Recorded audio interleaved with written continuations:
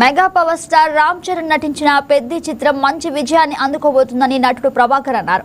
ఇటీవల తన కొడుకు చిత్రంపై కావాలని సోషల్ మీడియాలో కొందరు ట్రోల్స్ చేశారని మండిపడ్డారు. సోషల్ మీడియాని బెదిరింపులకే వాడుతున్నారని మండిపడ్డారు. కోహ్లీ ఉన్నంత వరకు ఐపీఎల్ టైటిల్ ఆర్సీబీదేనని అంటూ నటుడు ప్రభాకర్తో Uttarandhra coordinator Durgaprasad face to face. ముగిసింది రెండవసారి ఏదైతే ఉందో ఆర్సీబీ మంచి విజయాన్ని కూడా అందుకుంది. ఈ నేపథ్యంలో కొంతమంది మాట్లాడేందుకు బుల్లితెర నటుడు ప్రభాకర్ ఉన్నారు. సో ఆయన మాట్లాడి చూసుకుంటాం చేద్దాం. సార్, ఐపీఎల్ రెండోసారి విజేతగా బెంగళూరు గెలిచింది. సో ఎలా ఉంది, ఎలా చూస్తారు? యాక్చువల్లీ లేట్ అయిందండి వాళ్ళకి. రెండోసారి కాదు, ఇప్పుడు ఈ పాటికి 4-5 సార్లు గెలవాలి. ఎందుకంటే మన విరాట్ కోహ్లీ కింగ్ ఉన్నాడు అందులో. వాళ్ళు గెలవడమే లేట్గా గెలిచారు లాస్ట్ ఇయర్. మళ్ళీ వెంటనే ఇక్కడి నుంచి ఇంకా గెలుస్తూ పోతారేమో అన్నట్టుగా ఈ ఇయర్ కూడా గెలవడం జరిగింది. చాలా సంతోషం. మనం ఎలాగో సన్ రైజర్స్ గెలవలేదు కాబట్టి మన తెలుగు టీము నెక్స్ట్ మన పక్కనే ఉన్నటువంటి కర్ణాటక గెలవడం చాలా హ్యాపీగా ఉంది. అందులో మన కింగ్ ఉన్నాడు కదా, ఇక ఆయన ఎక్కడుంటే అక్కడే మన. యాక్చువల్గా ఇది ఐపీఎల్ చెప్పడానికి వేరు వేరు రాష్ట్రాలు ఉంటుంది. అందరూ మన ఫేవరెట్ ఆర్టిస్టులే అందులో. అందరూ ఫేవరెట్ క్రికెటర్సే అందులో. మనకి ఎవరు గెలిచినా బాగానే ఉంటుంది. బట్ ఆర్సీబీ గెలవడం డెఫినెట్గా చాలా సంతోషంగా ఉంది.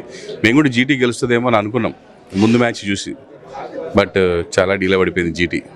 మ్యాచ్ ప్రారంభం కాకముందు రెండు సరిగ్గా టఫ్ టీమ్స్ ఉన్నాయి. సో ఎలా అనిపించింది? అంటే ఆర్సీబీ ఖచ్చితంగా విన్ అవుద్ది అనుకున్నారా? గుజరాత్ గెలుస్తుంది టైటిల్ మరోసారి విన్ అవుద్ది అనుకున్నా? లేదు, నేను గుజరాత్ గెలుస్తుంది అనుకున్నా. 100% గుజరాత్ గెలుస్తుంది అనుకున్నాను. ఫస్ట్ 2 ఓవర్లు వాళ్ళు 30 రన్లు కొట్టేసరికి గ్యారంటీ గెలుస్తుంది అనుకున్నాను. ఇక తర్వాత 3వ ఓవర్ నుంచి మటాష్. ఈ ఎలైట్ క్రికెట్ సీజన్ సంబంధించి రెండో సీజన్ వైజాగ్ వేదిక జరగబోతుంది. అసలు దీన్ని స్థాపించే మెయిన్ కాజ్ ఏంటి అసలు దీని అవసరం? లేదండి, మేము అసలు ఇందులో పార్టిసిపేట్ చేయడానికి ముఖ్యమైనది మా కాజే. ఎవరైతే వీర జవాన్లు ఉన్నారో వాళ్ళ కుటుంబాలకు సహాయార్థం కొంత ఫండ్ రేజ్ చేసి ఇవ్వడం జరుగుతుంది. ఆ కాజ్ కోసం కాబట్టి మేము ముందుకు రావడం జరిగింది. ఇలాంటి వాటికి ఎప్పుడు ముందుంటాము. మా టీం కూడా రెగ్యులర్గా క్రికెట్ ఆడుతుంటాం. మేము నైట్స్, సండేస్ రెగ్యులర్గా మేము మ్యాచ్లు ఆడుకుంటుంటాం. మేము బెట్టింగ్ మ్యాచ్లు ఆడుకుంటుంటాం. 2-3 టీములుగా అయిపోయి సినిమా వాళ్ళతో ఆడుతుంటాం, పోలీసు వాళ్ళతో ఆడుతుంటాం రెగ్యులర్గా. సో ఎలాగూ ప్రాక్టీస్లో ఉన్నాం కాబట్టి ఇలాంటి పెద్ద టోర్నమెంట్ ఆడడం కూడా ఒక ఇజ్జత్కి సవాల్ తీసుకుంటాము. గెలవడానికి ట్రై చేస్తాము. సో మన వంతు సాయంగా వీర జవాన్ల కుటుంబాలకు ఎంతో కొంత వెళ్ళాలనేది మా తపన, అంతే. వైజాగ్ మీద మీ ఒపీనియన్ అండ్ మీ అబ్బాయి చిత్రం కూడా వైజాగ్ మంచి కలెక్షన్ వచ్చింది జనరల్గా. సో ఎలా ఉంటుంది వైజాగ్ మీకు అనుమతి?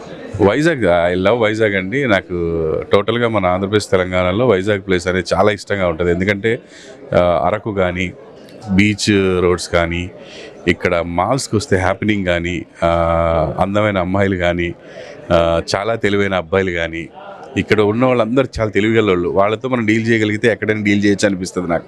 అంత మంచి తెలివిగల వాళ్ళు ఉంటారు వైజాగ్లో. సో చాలా ఇష్టం నాకు వైజాగ్. అండ్ మా అబ్బాయి సినిమా కలెక్షన్స్ టోటల్గా చూస్తే తక్కువే వచ్చింది. ఆ తక్కువలో కూడా ఎక్కువ కలెక్షన్ మాకు వైజాగ్లో రావడం అనేది చాలా హ్యాపీ అనిపించింది. అంటే ఆ సినిమా టైంలో కూడా ఇంత సోషల్ మీడియా వేదిక కొంచెం జరిగింది. మీ అబ్బాయి దేనివల్ల సార్?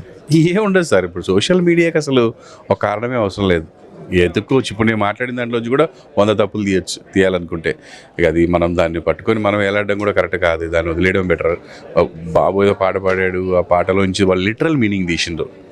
లిటరల్ మీనింగ్ తీయాల్సిన అవసరం లేదు అందులో. ఇప్పుడు జనరల్గా మనం అందరం అనుకుంటాం, అరే ఆడికి బాగా బలిసిపోయిందిరా అంటే లిటరల్ మీనింగ్ ఏంటి? ఆడికి పొగరెక్కిందని. కానీ దాన్ని వేరే విధంగా తీయకూడదు మీనింగ్. కొంతమంది ఏం చేస్తారంటే ఇక బురద చల్లడానికి, లేకపోతే పని పాట లేదు, కొంచెం వ్యూస్ కావాలి, లేకపోతే అది కావాలన్నప్పుడు కొంచెం అన్ని బయటికి తీస్తారు. సో అలా జరిగింది. అయితే వాళ్ళకి అవకాశం ఇచ్చింది మనోడే కాబట్టి మనం ఇంకోసారి అలా చేయకుండా ఉండాలి. అప్కమింగ్ ప్రాజెక్ట్స్ ఏమన్నా బాబు సంబంధించి జరుగుతున్నాయండి. ఈసారి కొంచెం గట్టిగా ప్లాన్ చేస్తున్నాడు. అంటే కొంచెం ఇప్పుడు 2 చిన్న సినిమాలు చేశాడు. ఈసారి కొంచెం పెద్ద సినిమా చేస్తున్నాడు. ఫైనల్గా పెద్ద రిలీజ్ కాబోతున్నారు 2 రోజుల్లో. ఎలా ఉండబోతుంది? అంటే పెద్ద సాంగ్ మీద కూడా కొంచెం ట్రోల్ జరుగుతా ఉంది. దీన్ని మీరు ఏం చెప్తారు? సాంగ్ మీద? ఆ సాంగ్ అంటే మరి అది ఎవరి అభిప్రాయం వాళ్ళదండి. ఇప్పుడు అలా చూస్తే చిరంజీవి గారి పాటలు ఎన్నో ఉన్నాయి. అట్లా వేటూరు గారి టైంలో, ఎన్టీఆర్ గారి టైంలో పాటలు కూడా బోల్డ్ ఉన్నాయి, డబుల్ మీనింగ్ సాంగ్స్. అది జనాల్ని, ఒక మాస్ ఆడియన్స్ని ఎంటర్టైన్ చేయడానికి తీసే ఒక వర్గానికి సంబంధించిన సాంగ్. దాన్ని అలా తీసుకోకూడదు. బట్ ఇప్పుడు ఉన్న సమాజంలో, ఇప్పుడున్న సోషల్ మీడియాలో అవి ఎంతవరకు అవసరం అనేది మనం కూడా ఆలోచించాలి. బట్ ఒక మాస్ సినిమా తీస్తున్నప్పుడు మాస్ ఎలిమెంట్స్ లేకపోతే ఏముంటాయి చెప్పండి అందులో? ఏ సినిమా అంటారా? అది ఎలా ఉన్నా సరే చూడడం అయితే కంపల్సరీ చూస్తాం. Because Ram Charan, we love Ram Charan. I'm Ram Charan ఫ్యాన్ని నేను. సో డెఫినెట్గా చూస్తా సినిమా. ఎలా ఉండకపోతే ఎక్స్పెక్ట్ చేస్తున్నారు? బుచ్చిబాబు డైరెక్షన్ సంబంధించి కానీ అంటే 3 వేరియేషన్లో కథ నడవబోతుంది. సో సినిమా మొత్తం సో ఎలా ఉండబోతుంది ఎక్స్పెక్ట్ చేయొచ్చు జనరల్. డైరెక్టర్ ఎవరైనా సరే, మాకు రామ్ చరణ్ ఉన్నాడు, రామ్ చరణ్ కోసం వెళ్తాం మేము అంతే. ఇక డైరెక్టర్ ఎంత బాగా చూపిస్తాడు రామ్ చరణ్ అనేది చూసిన తర్వాత చెప్తాం మేము అంతే. మొత్తానికి జూన్ 4న ఈ పెద్ద చిత్రం మరింత భారీ విజయాన్ని అందుకోబోతుంది. అదేవిధంగా ఆర్సీబీ విజయం చాలా హర్షం వ్యక్తం చేస్తూనే విశాఖ వేదికగా ఈ ఎలైట్ క్రికెట్ సీజన్ సంబంధించి ట్రోఫీ కార్యక్రమంలో విశాఖ వచ్చిన ప్రభాకర్. విశాఖ అంటే ఎంతో అభిమానం. విశాఖ ప్రజలు కూడా చాలా ఆప్యాయంగా మంచిగా ఉండే ప్రజలు. ఖచ్చితంగా రాష్ట్ర అభివృద్ధిలో విశాఖ కూడా కీలకంగా ఉండబోతుందని చెప్పి కూడా టీవీ నెట్వర్క్ ప్రభాకర్ చెప్పడం జరిగింది. మీడియా జర్నలిస్ట్ కిషోర్తో దుర్గాప్రసాద్, వైకే న్యూస్, విశాఖ.